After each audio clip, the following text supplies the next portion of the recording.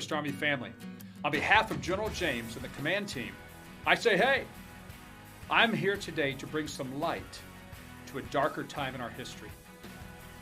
The cloud of COVID-19 hangs over the world right now.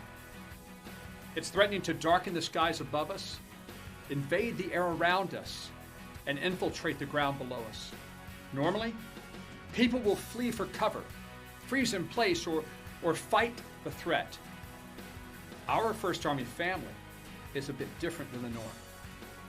We are people, a team of people, who lead spiritually, emotionally, mentally, and physically strong lives.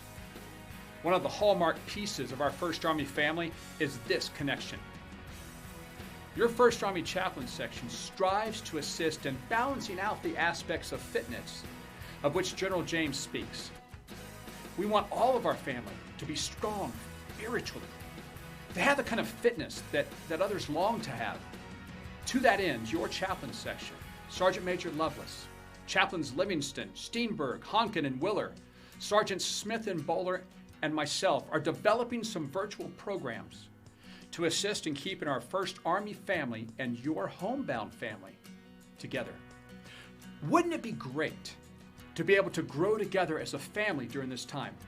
Wouldn't it be wonderful to see a tighter First Army family and a more intimate homebound family at the end of the COVID-19 experience?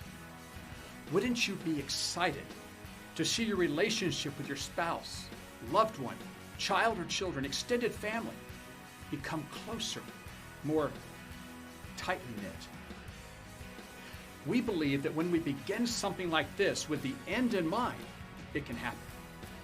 At the end of the COVID-19 experience, I fully expect to see the First Army family tightly knit together, even more than it is now. And our own personal families, more intimate because we've poured into each other.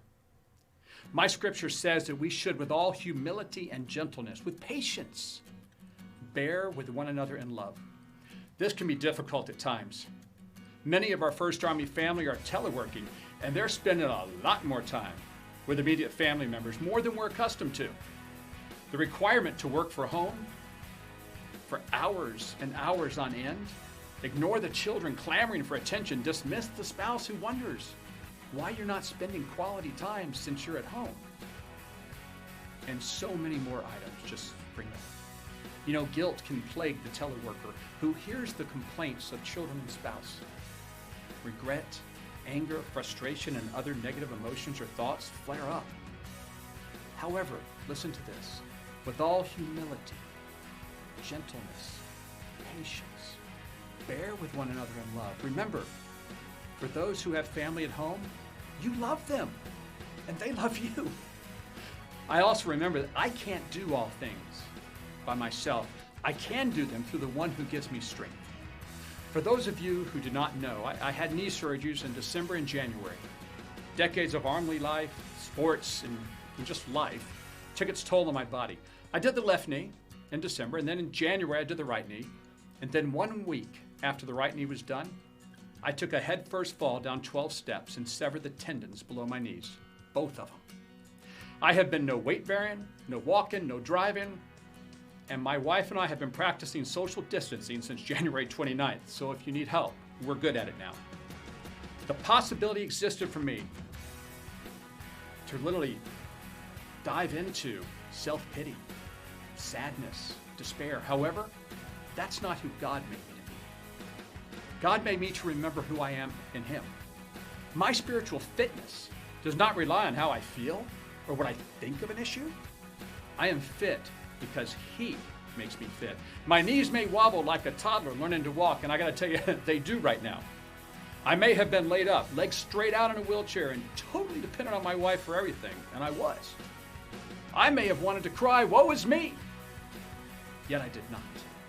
You see, I consider it pure joy when I face trials because I know that the testing of my faith produces endurance. Zig Ziglar says this: success is the maximum utilization of the abilities God gave you. We have the opportunity today to succeed in the telework COVID-19 experience. We have the opportunity to build our immediate family and our First Army family into an even tighter team. I expect the best, prepare for the worst, and maximize what is to come, just like Zig Ziglar said. Will you join me in expecting the best while ensuring we're prepared?